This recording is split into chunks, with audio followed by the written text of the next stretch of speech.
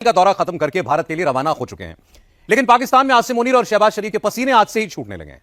भारत और इजराइल के बीच खतरनाक हथियारों पर, मिसाइल्स पर और आयरन डोम पर बात बन गई है। अब इजरायली डिफेंस सिस्टम्स का ज्वाइंट डेवलपमेंट भी होगा, ज्वाइंट प्रोडक्शन भी होगा और इजराइल ट्रांसफर ऑफ टेक्नोलॉजी भी करेगा। और ये पाकिस्तान के लिए बहुत बड़े खतरे की घंटी है। नरेंद्र मोदी ने आज इजराइल की धरती से आतंकवाद का जिक्र करके मुनीर को क्लियर वार्निंग भी दे दी। लेकिन असली पिक्चर कल से शुरू होने वाली है। इंडियन एयरफोर्स कल ऑपरेशन सिंदूर पार्ट 2 का ड्रेस रिहर्सल करने जा रही है। पाकिस्तान की सीमा के बेहद करीब राफेल, मिराज, सुखोई उड़ेंगे, मिसाइल गिरेंगी, बम गिरेंगे और उसकी गूंज एलओसी के उस पार पूरे पाकिस्तान में सुनाई देगी। आज इंडियन एयरफोर्स ने भी कह दिया है, 1 day to go। क्या आप सभी जंगल में तैयार हैं? All stations are fast. Bravo.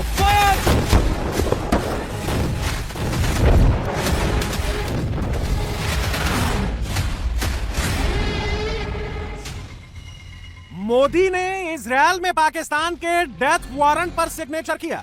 Indian armed forces ने युद्ध का ऑफिशियल ट्रेलर लॉन्च कर दिया।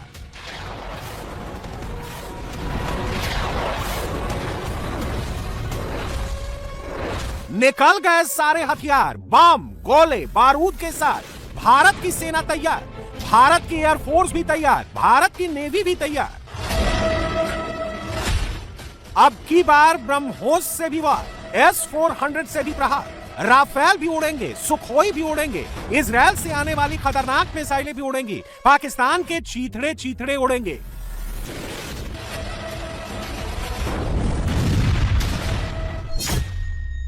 इसकी एक वजह मोदी और नेतन्याहू की यह तस्वीर होगी। दूसरी वजह हिंदुस्तान की आर्म्ड फोर्सेस होंगी, जो अब एक स्टेप आगे जाकर पाकिस्तान पर अटैक करेंगी। इसकी एक वजह मोदी और नेतन्याहू की यह तस्वीर होगी। दूसरी वजह हिंदुस्तान की आर्म्ड फोर्सेस होंगी, जो अब एक स्टेप आगे जाकर पाकिस्तान पर अटैक करेंगी। ये अटैक ऑपरेशन सिंदूर 1 से भी ज्यादा घातक होगा, ज्यादा विध्वंसक होगा। और आज इसका एक बार नहीं, 2 बार बेहद करीब आ गया है। इस बार हमला सिर्फ आतंकी ठिकानों पर नहीं होगा, सिर्फ पाकिस्तानी एयरफोर्स के एयरबेसेस पर नहीं होगा। इस बार पाकिस्तान की जमीन पर युद्ध लड़ा जाएगा, पाकिस्तान के हार्टलैंड में घुसकर उसे मारा जाएगा। और इसका आधिकारिक ऐलान इंडियन आर्मी के वेस्टर्न कमांड ने कर दिया है। खतरा अभी टला नहीं है, तैयारी जारी रखनी है। और जैसा हम कहते हैं कि इस बार तैयारी पहले से ज्यादा भारी है, क्योंकि इस बार दुश्मन को चोट भी हमें पहले से ज्यादा देनी है। पिछली बार ऑपरेशन सिंदूर में हमने उसकी न्यूक्लियर वॉर की धमकी को नजरअंदाज किया। इस बार हम तैयार हैं पिछली बार से आगे का प्लान लेकर। इस बार जीत सिर्फ उसके टेररिस्ट बेसेस, पोस्ट और एयर बेस को बर्बाद कर नहीं होगी। इस बार जीत जमीन पर भी होगी। जीत ऐसी होगी कि उसे हमारे सामने घुटने टेकने पड़े और दुनिया के सामने अपनी हार कबूल करनी पड़े। आपने उसके हार्टलैंड में घुसकर हमला करना है। उसके सबसे महत्वपूर्ण इलाके हैं आपके विपरीत, जिस पर आपको कब्जा करना है, उसको चोट पहुंचानी है। हमारी तैयारी ऐसी होनी चाहिए कि दुश्मन कोई भी दुस्साहस करने से पहले कम से कम 10 बार सोचे। जो हमारा प्लान है वो हम उसके लिए बना रहे हैं। पाकिस्तान को घुसकर मारने का वो तो ऑप सिंदूर में भी हमने किया। उसके कई इलाकों को, जो कि उसके हार्टलैंड पंजाब में हैं, हमने वहां पर एक तरीके से उनके बेसिस को बर्बाद किया। और ऑपरेशन सिंदूर 2 में हम उसको किस तरह से, और आप ये मान के चलिए कि इसके लिए हमारी तैयारी जारी है। और जैसा मैंने कहा कि ड्रोन्स हमारी इस तैयारी का एक बहुत बड़ा हिस्सा है, क्योंकि ड्रोन्स हर ऑपरेशन में ड्रोन्स का इस्तेमाल आज की तारीख में हो रहा है। तो हम भी ड्रोन्स में बहुत महारत हासिल कर रहे हैं। हमारा प्लान है, जैसा मैंने कहा कि पिछली बार जो हमने किया, इस बार हम कुछ और करेंगे, उससे बढ़कर करेंगे। किस हद तक करेंगे और कितना अंदर जाकर करेंगे, ये ऑपरेशनल प्लान का डिटेल है। तो जब ये ग्राउंड पर होगा, आपको महसूस होगा कि इस बार जो हुआ है वो पहले से ज्यादा हुआ। इंडियन एयरफोर्स ने S-400 को डिप्लॉय कर रखा है। एक्शन मोड में S-400 का लेटेस्ट डेमो दिखा दिया है। और ये तो कुछ भी नहीं है, अभी रूस से S-400 के 288 नए सरफेस टू एयर मिसाइल भी आने हैं। इसके अलावा 2 और S-400 एयर डिफेंस सिस्टम की डिलीवरी होनी है। एयरफोर्स ने made in India Akash air defence system का नया वीडियो भी जारी कर दिया है। ये उसी वीडियो का स्क्रीनशॉट है। इसके अलावा भारतीय वायुसेना ने स्पाइडर प्रिसीजन इंटरसेप्टर मिसाइल्स का भी ट्रेलर लॉन्च कर दिया है।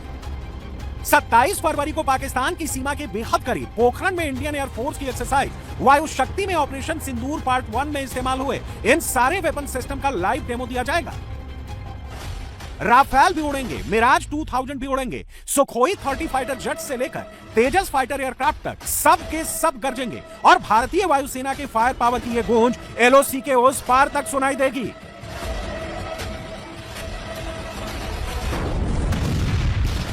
ये गूंज आसमान को चीर कर रावलपिंडी तक पहुंचेगी, जमीन के रास्ते इस्लामाबाद तक पहुंचेगी, समंदर के रास्ते कराची तक पहुंचेगी। अब की बार तैयारी इतनी तगड़ी है, पाकिस्तान के लिए कई लेवल पर आखिरी चेतावनी जारी कर दी गई। ऑपरेशन सिंदूर पार्ट 1 में पाकिस्तान ने जो देखा वो तो सिर्फ एक छोटा सा नमूना था, असली धमाका तो अब होने जा रहा है। इस बार सिंदूर में हमने बहुत ही एक छोटा नमूना दिया था पाकिस्तान को, बहुत छोटा नमूना। और आप लोगों को मालूम होगा कि सिर्फ 4 ही दिन में पाकिस्तान के घुटने उन्होंने अपने टेक दिए थे और किस तरह से उन्होंने हमारे डीजीएमओ को कॉल किया कि हम ये युद्ध बंद करना चाहते हैं। और ये बहुत ही छोटा उदाहरण था, जैसा कि मैं आपको कह रहा हूं कि ये स्ट्राइक फोर्स की ऑपरेशन भी जो आपने देखी बड़ा एक छोटा सा उदाहरण था। इसका उद्देश्य ट्रेनिंग था। सिंदूर 2 जारी है, और मैं जारी इसलिए कह रहा हूं क्योंकि हमारे सीडीएस साहब, हमारे चीफ साहब, इन सब ने मेरे ख्याल से ये विख्यात है सब आपके बीच कि सिंदूर 2 की जो तैयारी है वो बहुत बड़ी, बहुत ज्यादा। और ये ऑपरेशन किस तरह से अनफोल्ड होगा ये आपको मैं अभी नहीं बता पाऊंगा, क्योंकि ये इस पे निर्भर करेगा कि हम कितना नुकसान दुश्मन को पहुंचाना चाहते हैं। लेकिन ये यकीन दिलाना चाहता हूं कि किसी भी तरह का नुकसान, चाहे वो लैंड पे हो, चाहे एयर पे हो, चाहे सी पे हो, उसको अंजाम देने के लिए हम हमेशा तैयार हैं। इंडियन आर्म्ड फोर्सेस पाकिस्तान के खिलाफ जिस तैयारी की बात कर रही हैं, मोदी उसी तैयारी को फुल प्रूफ बनाने के लिए इजरायल पहुंचे हैं। और अब दोनों देशों के बीच स्पेशल स्ट्रेटेजिक पार्टनरशिप के ऐलान के साथ ही पाकिस्तान के पेट में दर्द होने लगा है। मुनीर ये सोच रहा है कि आगे क्या होने वाला है, आगे क्या होने वाला है। आज इसके 2 संकेत मिले। एक संकेत प्रधानमंत्री मोदी ने इजरायल में खड़े होकर दिया है, और दूसरा संकेत वेस्टर्न कमांड के GOC lieutenant general Manoj Kumar Katiyar ने दिया है, वो भी एक ही दिन। इजरायल की धरती से पाकिस्तान को मोदी की चेतावनी यह है कि भारत और इजरायल अब मिलकर मुनीर की टेरर फैक्ट्री का सफाया करेंगे। और वेस्टर्न कमांड की पाकिस्तान को वार्निंग यह है कि मुनीर के एक एक टेरर कैंप पर हिंदुस्तान की नजर है। एक्शन किसी भी वक्त शुरू हो सकता है। भारत और इजरायल पूरी तरह से स्पष्ट है कि आतंकवाद का दुनिया में कंधे से कंधा मिलाकर आतंकवाद और उनके समर्थकों का विरोध करते रहे हैं और आगे भी करते रहेंगे। हमारा मानना है कि वो हमसे लड़ाई लड़ने की क्षमता उसके पास नहीं है। हमारी तैयारी जारी है और हमको तैयारी रखनी है। हम उसकी जहां भी इस तरह की हरकतें हैं, कार्रवाई हैं, हम उस पर पूरा नजर रखे हुए हैं। और हमको इस बात का ज्ञान है कि वहां पर क्या कार्रवाई हो रही है, वो किस तरीके से अपना टेररिस्ट बेसिस को अगर रिजुविनेट कर रहा है या दोबारा से इकट्ठा करने की कोशिश कर रहा है, तो हमें उसकी जानकारी हासिल है। हमने उसको बहुत तगड़ा सबक सिखलाया, पर अगर उसको ये सबक समझ में नहीं आया और अपने इंटरनल कारणों से वो फिर लड़ाई के हालात पैदा करता है, तो हमको फिर और बेहतर तरीके से रिस्पॉन्ड करना होगा। The response will be stronger than what we have done in op Sindoor. How much we respond, till what level we go, it all depends on the situation prevailing on that particular day, on that particular time. But we are very sure that we have to respond harsher than what we have done last time. Bharat की तीनों सेनाएं पाकिस्तान का सफाया करने वाली war exercise कर रही हैं, और आर्मी, एयरफोर्स और नेवी को घातक हथियार मुहैया कराने का इंतजाम नरेंद्र मोदी कर रहे हैं। मोदी के इजरायल दौरे के बाद भारत और इजरायल के बीच टोटल 27 भारत और इजरायल अब मिलकर डिफेंस के क्षेत्र में कोलैबोरेट करेंगे। इजरायल के घातक हथियारों, मिसाइल्स और आयरन डोम डिफेंस सिस्टम का भी ज्वाइंट डेवलपमेंट, ज्वाइंट प्रोडक्शन और ट्रांसफर ऑफ टेक्नोलॉजी पर काम होगा। इसके अलावा नेशनल सिक्योरिटी को खतरे में डालने वाले किसी भी संभावित थ्रेट से निपटने के लिए भारत होराइजन स्कैनिंग के फील्ड में भी इजरायल के साथ काम करेगा। भारत और इजरायल ने जो ज्वाइंट स्टेटमेंट जारी की है, उसमें खुल्लम खुल्ला ये नहीं बताया गया है कि भारत इजरायल से कौन कौन से नए हथियार ले रहा है। वो आने वाले दिनों में सबको पता चल जाएगा। रही बात पाकिस्तान की, तो वो अभी से ये सोच कर घबरा रहा है कि मोदी इजरायल से कौन कौन से नए वेपन लेकर भारत आने वाले। इंडिया जो है वो $8.6 बिलियन की डिफेंस डील जो है वो इजराइल के साथ साइन करने जा रहा है। प्राइम मिनिस्टर मोदी वहां पे 2 दिन के ट्रिप पे हैं। मैं ये बताता चलूं कि 2020 से लेकर 2024 तक इंडिया ने तकरीबन $20.5 बिलियन की डिफेंस प्रोडक्ट्स जो है वो इजराइल से खरीदी। So keep this in mind कि इंडिया जो है वो इस वक्त as of now we are speaking तकरीबन $29 अरब, $29 बिलियन की डील्स कर चुका है, असला ले चुका है। अब इस चीज को थोड़ा समझ लेना चाहिए कि in every war between India and Pakistan, Israel will definitely be standing with India. Israel का जो हर तरह का जो रिलेशनशिप है वो इंडिया के साथ होगा। अभी जो डिफेंस डील की बातें हो रही हैं, ठीक है, जिसमें $8.5 अरब की कोई स्पाइस 1000 प्रिसीजन गाइडेड बॉम्ब्स मिलेंगे, एयर टू सरफेस मिसाइल्स होंगे, और आइस ब्रेकर होंगे, मिसाइल्स होंगे, और कहा यह जा रहा है कि एयर डिफेंस के ऊपर फोकस कर रहे हैं, प्रिसीजन स्ट्राइक्स के ऊपर, ड्रोन टेक्नोलॉजी के ऊपर। एक चीज तो बड़ी क्लियर हो गई है कि भारत और पाकिस्तान के दरमियान जितनी भी फ्यूचर में जंगें होनी हैं, जो कन्वेंशनल मिसाइल कैपेबिलिटी है, बात वहीं से शुरू होनी है, बात वहीं से शुरू होनी है। और इंडिया बेसिकली उसके पीछे जा रहा है। जैसे ब्रह्मोस की वो बात करते हैं बहुत, जी हमने ब्रह्मोस था हमारे पास ये था हमारे पास, और कहीं ना कहीं पे। लेकिन एक चीज है, इंडिया और पाकिस्तान के दरमियान जो अगली जंग होगी, उस जंग के अंदर मैं आपको बड़ी गारंटी से कह सकता हूँ वो लीथल होगी। मोदी का इजराइल का दौरा बहुत खतरनाक साबित हो सकता है पूरी दुनिया के लिए मेरी नजर में, क्योंकि दोनों जंगी जुनून में मुब्तला हैं, दोनों दुनिया के अमन को खतरा है। नेतन्याहू तो है ही, मोदी कितना खतरनाक है ये भी हम जानते हैं कि उसको बस फॉल्स फ्लैग ऑपरेशन करना है और जंग शुरू कर देनी है। अब इंडिया असलहा ले रहा है इजराइल से, latest technology of drones, latest technology of surveillance, latest technology of radars, $10 billion के करीब के ये मुआहदे हैं। और हमें ये रियलाइज करना चाहिए कि हमारा दो दुश्मन है जो दोनों ने हाथ मिला लिया है और बड़े दिल से हाथ मिला रहे हैं। हमें रियलाइज करना चाहिए यहाँ पे शुमाइला साहिबा, the threat which is increasing towards us. Modi, Netanyahu, Trump की जो चाल है दुनिया के सामने वाजे है, क्या हम पाकिस्तानियों के सामने भी वाजे है कि नहीं हुजूर?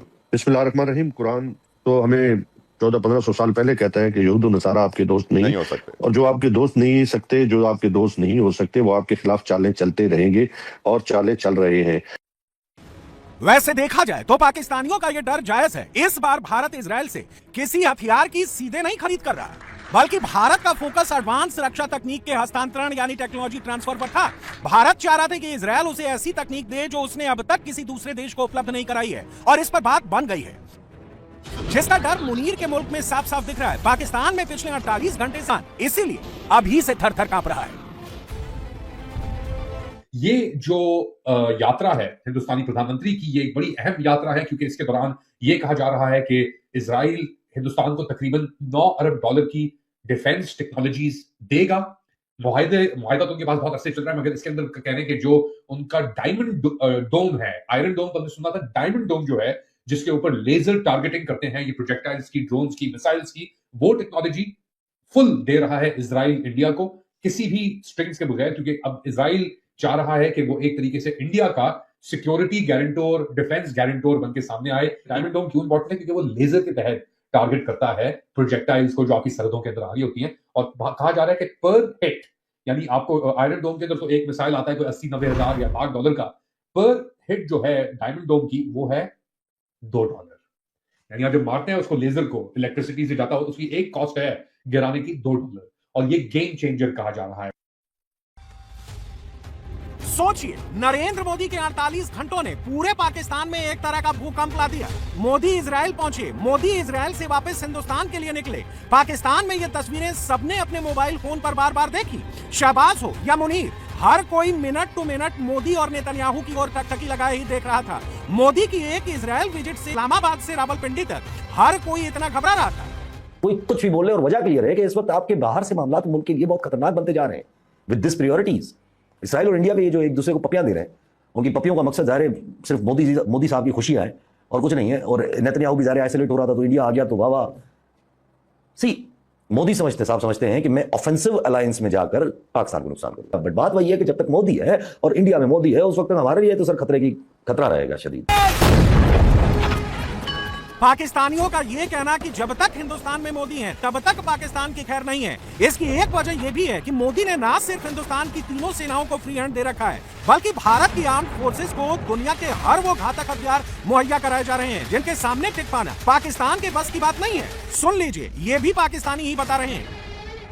उसी मजीद कैपेबिलिटी बिल्ड करने के चक्कर में अब आप देख रहे हैं कि ऑपरेशन सिंदूर के फौरन बाद अब 114 रफाल जहाज़ों की बात हो रही है। अच्छा, इसी टाइम के इर्द गिर्द वो ऑलरेडी जो है जो 26 नेवल जहाज हैं उसका वो ऑर्डर दे चुके हैं। भी वो चाहते हैं कि नेवल जो है वो उसकी 26 उसकी हो चुकी हुई है। अच्छा, 114 ये हो गया। अच्छा, फिर इन्होंने अपने भी ऑर्डर दिए हुए हैं, मतलब 180 तो उनके तेजा की जो डोमेस्टिक प्रोडक्शन है उसके भी दिए हुए हैं। तो मतलब आप देखें तो ओवरऑल वो बड़ी मैसिवली इस तरफ जा रहे हैं। लेकिन अब वो जैसे उनका एक वो जहाज है जो अमेरिका से इन्होंने लिए हुए हैं। अब वो उसकी तरफ भी जा रहे हैं। जो P-8I है, ये एयर मैरीटाइम पेट्रोल एयरक्राफ्ट्स हैं, वो 6 मजीद खरीदने की कोशिश है। अच्छा, ये भी छोटा ऑर्डर नहीं है, $3 बिलियन का ऑर्डर है, लेकिन हमारा तो टोटल बजट 8-9-10 बिलियन डॉलर है। वो $3 बिलियन की तो सिर्फ जर्मनी से सबमरीन्स खरीदने जा रहे हैं। अच्छा, फिर इसी तरह से उन्होंने उसकी बात भी हो रही है।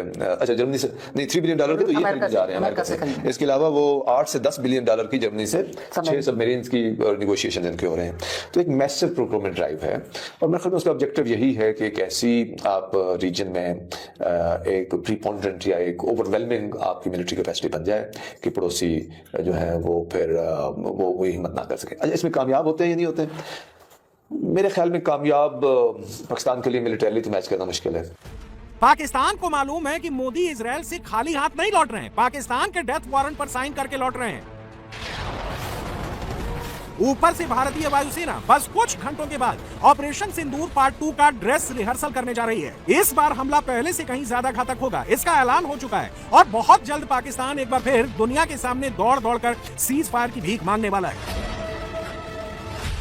सिंदूर में जैसा आपने देखा कि हमने 7 तारीख को उनके सभी टेररिस्ट बेसिस पर हमला किया था। उसके बाद उन्होंने कुछ जवाबी कार्रवाई की, और उसके जवाब में जो हमने उनके मिलिट्री बेसिस, एयर बेसिस को जिस तरह से बर्बाद किया, उसके बाद उसने फिर सीज फायर की मांग की। और सीज फायर की मांग सिर्फ डायरेक्टली हमसे नहीं की, हमको लगता है कि और भी देशों के पास उसने अपना ये मैसेज भेजा कि हमें इंडिया से सीज फायर करवा दो। उधर ईरान अमेरिका के बीच टेंशन बहुत बढ़ चुकी है। जिनीवा में तीसरे दौर की बातचीत में कोई डील नहीं हो पाई। अमेरिका ने ईरान से अपनी तीनों न्यूक्लियर साइट्स फोर्डो, नतांज और इस्फहान को नष्ट करने की मांग की है। खामेनेई से पूरा एनरिच्ड न्यूक्लियर मटेरियल अमेरिका को सौंपने को कहा है। डील टूटते ही अमेरिका ने इजरायल के बेसिस पर नए फाइटर प्लेन भी उतार दिए। बहरीन से 5th फ्लीट का बेड़ा दूसरी जगह शिफ्ट कर दिया।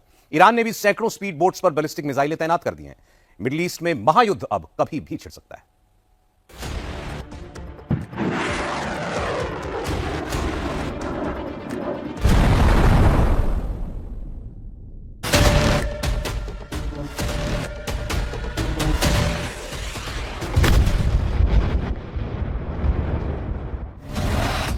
क्या खामेनेई को परमाणु धमाका करने से ट्रंप रोक पाएंगे?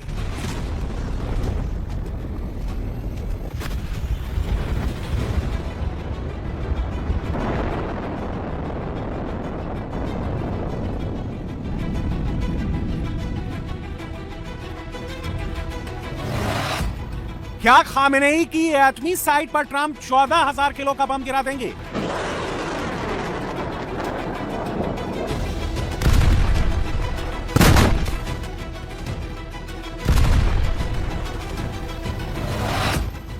क्या ईरान की मिसाइलें अमेरिका तक पहुंच जाएंगी?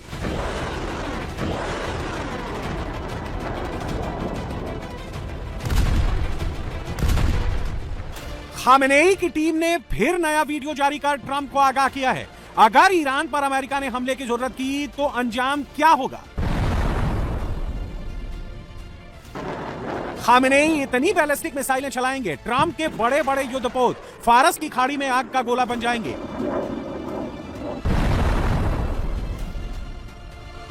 ये ईरान के साउथ बॉर्डर पर फारस की खाड़ी के पास खामेनेई की मिसाइलें हैं जो फ्रंट लाइन पर तैनात हो चुकी हैं। इनका प्रहार चूकेगा नहीं, क्योंकि अमेरिका से तनातनी बढ़ने के बाद लगातार इनका टेस्ट फायर कर तैयारी पुख्ता की गई है।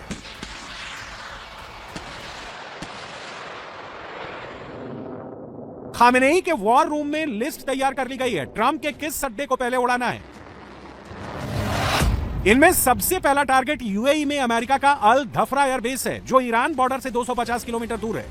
कुवैत में अमेरिकी बेस कैंप आरिफ जान ईरानी बॉर्डर से 300 किलोमीटर दूर है। सऊदी अरब में प्रिंस सुल्तान एयरबेस 1370 किलोमीटर दूर है, इसे भी आईआरजीसी ने लॉक कर दिया है। जिबूती में अमेरिकी बेस कैंप लेमोनियर 2500 किलोमीटर दूर है। साउथ इजराइल में अमेरिकी बेस जो 2000 किलोमीटर के दायरे में है। इन्हीं अड्डों को खामेनेई सबसे पहले उड़ाएंगे।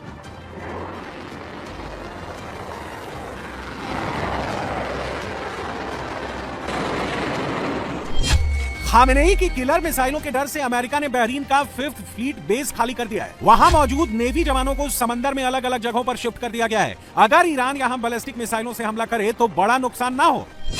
खामेनेई के आदेश पर आईआरजीसी ने यूएई में अमेरिकी बेस पर हमले की ड्रिल करके 100% सटीक प्रहार का अभ्यास किया है।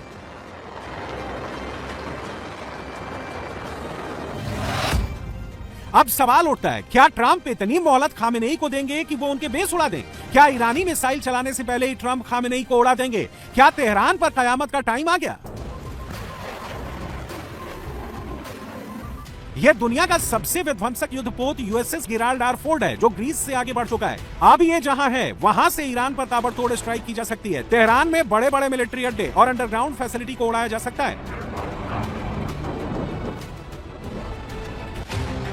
खामेनेई से मन माफिक डील पाने के लिए ट्रंप ने मिडिल ईस्ट में 300 से अधिक मिलिट्री एयरक्राफ्ट तैनात कर दिए हैं। 150 से ज्यादा फाइटर जेट अमेरिका ने उतार दिए हैं। इसमें F-22 Raptor, F-35 lightning II, F-15E strike eagle और F-16 फाइटिंग फॉल्कन जैसे घातक फाइटर जेट हैं। जैसे ही पेंटागन से ऑर्डर आएगा, तेहरान पर आग ही आग बरसेगी। कुछ घंटे में खामेनेई की सल्तनत खाक में मिल जाएगी। IRGC के अड्डे जलकर राख हो जाएंगे।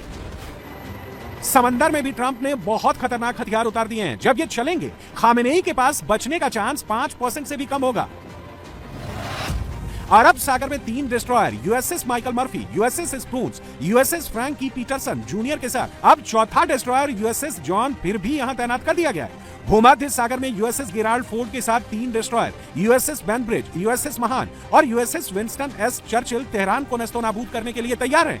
ओमान की खाड़ी में यूएसएस सांता बारबरा, फारस की खाड़ी में यूएसएस टुल्सा और लाल सागर में यूएसएस डेलबर्ट ब्लैक को तैनात कर दिया गया है।